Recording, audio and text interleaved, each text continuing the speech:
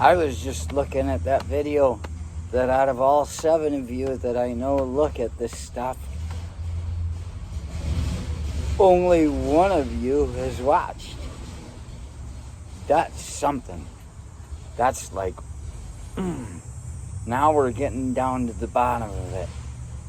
I say one because it's got 3 views, and I know one of them's me. I always said, if I were running for president, I wouldn't vote any more than I do now. I would not vote for myself.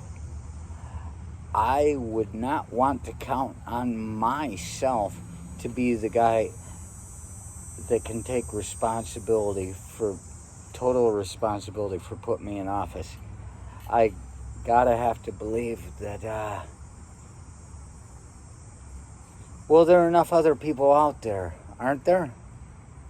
If you lose by 1 vote,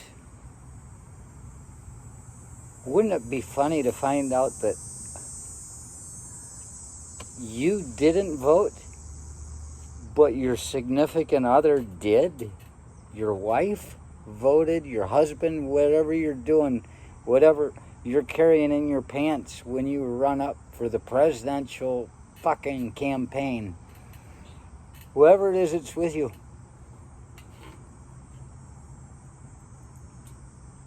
What if they voted against you just as a joke? Because why wouldn't they? Isn't that what we find funny? I mean, Victoria and I, hi baby,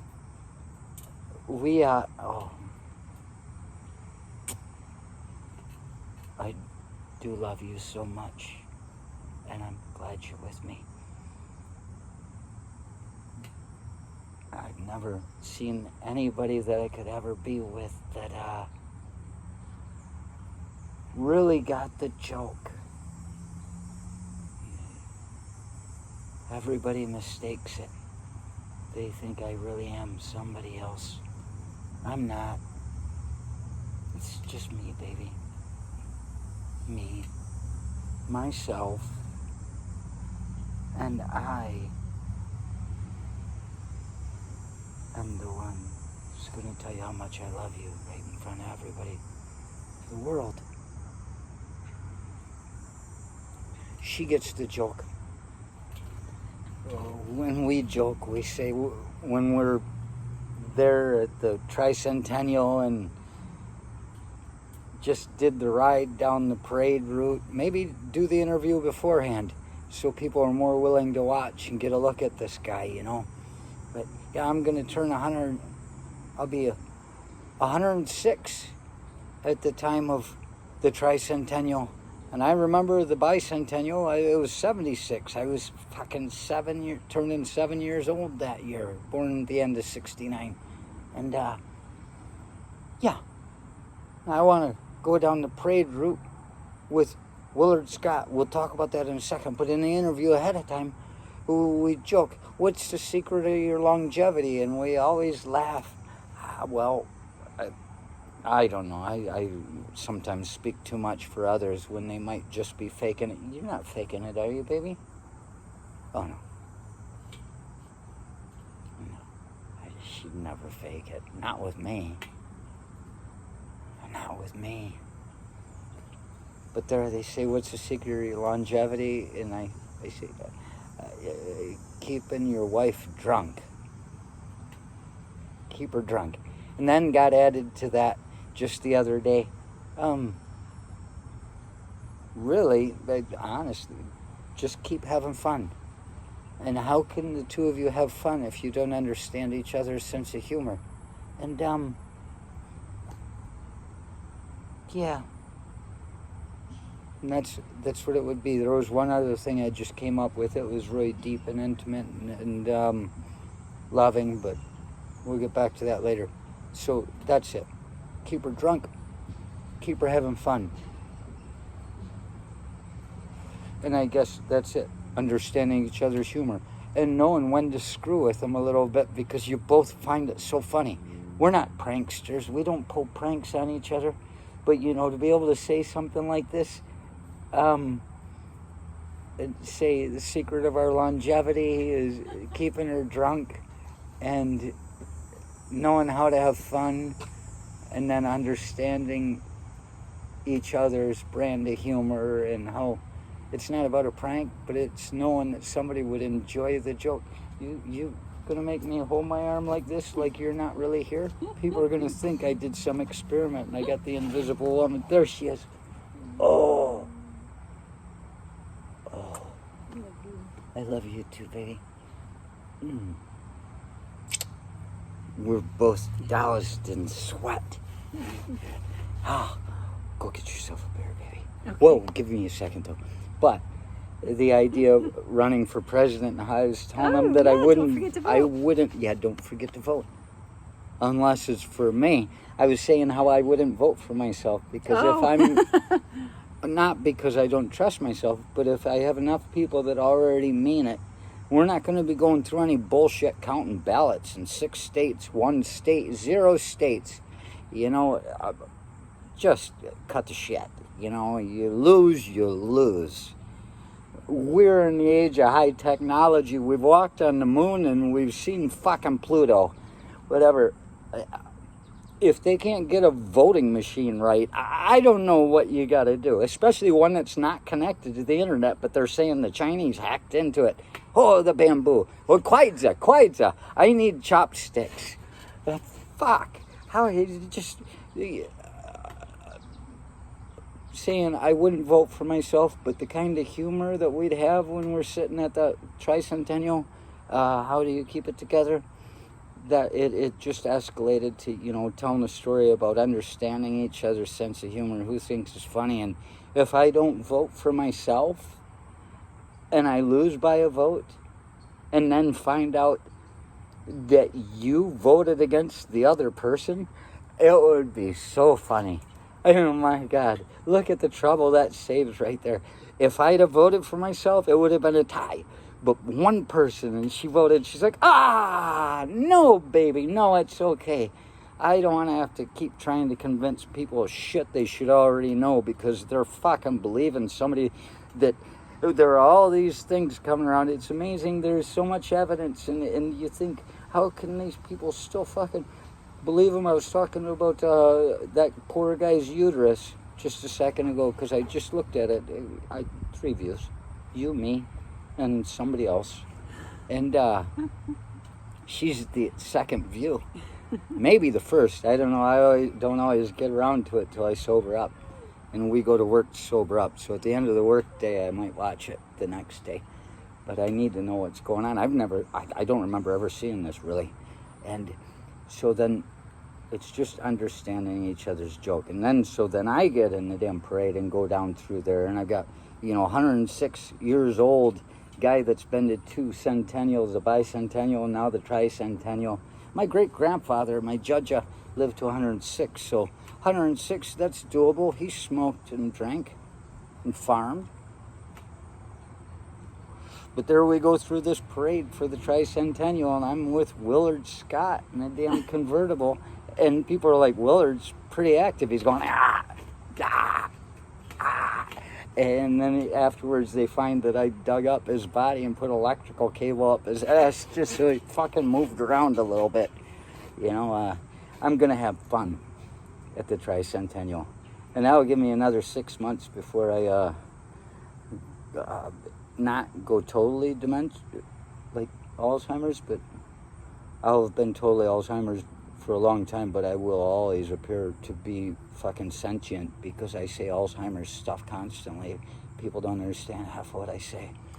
And so you got that with the vote and everything like that. And I was watching that poor guy's uterus and realized, I said there are people all over the place who still believe that poor guy. With all the evidence that's available, he's the only one fucking really denying it. He's the only one that matters to deny it. But you got all these people, fucking all these books, all these reports, everything, all these citations. It's obvious he's full of shit. He doesn't care about you. he doesn't even care about the people that work with him, the people that he can trust. If they don't fucking like the way he's doing things, he's out of his mind. It's true.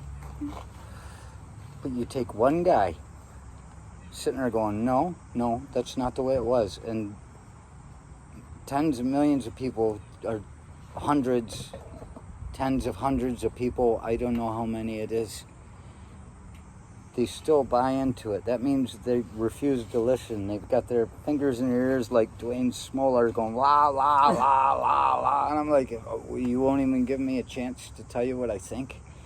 No. They're too afraid to hear the truth because the truth belies them. And I was thinking people all over the place, and I was like, gosh, I really should have said country, because it makes it sound like there are people around the world that believe this guy still. But then I thought about it while I'm watching, and I said, you don't have to worry about correcting that at all. I'm curious to know how many ones of people outside of the United States actually believe a thing he says. She said it. She said after this damn coup that he instigated, I will say it. Looks that way to me. That it made us all look weak. Like this is the time for the other nations to come move in on us. Take us over. Because we've absolutely got no control of ourselves if we got enough of us that believe that kind of shit. So that, how many people in the world? I'd say if you ask how many people in the world believe this guy, it would be what you'd call an outlier in a statistical pattern. Like out at the second deviation. Yeah, I'm losing my memory right now. Alzheimer's? Yeah. I've got the medicine for it. They say with psychosis, Korsakoff's disorder, they called it later because psychosis wasn't a good word, but disorder, what's that now? Korsakoff's deal that if you learn something drunk, you remember it drunk. These are people with vitamin B deficiency. They're deep into Korsakoff's. Things that they learn drunk, they don't remember sober, and they remember them when they're drunk again. So if we're looking at Alzheimer's, baby, just keep the paps coming. I'm going to be just fine. PBR, Captain Pabst was the cure. How many people outside of the United States do you think fucking believe this guy? I know they watch him to an extent, but it's just so they know how to hurt us. Well, I know they can always remind us. Out of country girlfriend said, Wendy. Hey, how's Trumpy working out for you there, dolls? Australia's laughing at us. Isn't that funny? Bunch of criminals. You'd think they'd be right after him. Damn criminals. Look at that. What are the odds? Georgia was built as the buffer state between the savages in Florida coming through in the north. So they sent criminals and indentured servants down there. People that, well, they were forced to work. Forced labor type of thing. You know, they got in trouble. You know, what we would call my cousin, he used to get out of jail all the time. Work release. Work release. Okay. That's how they built Georgia. And that's the same way Australia was built. They sent the criminals first. Yeah. Let the criminals fight and die against the savages. And it isn't a weird thing. Let's look at that. Australia, a country full of criminals, and Georgia, a country full of criminals, are not swayed by that poor guy. They laugh at him. They tried to push those criminals in Georgia in the right direction, and they just said, oh, fuck you. What's her name? Janet Jackson. What have you done for me lately? And then Rick Springfield. I've done everything for you. You done nothing for me.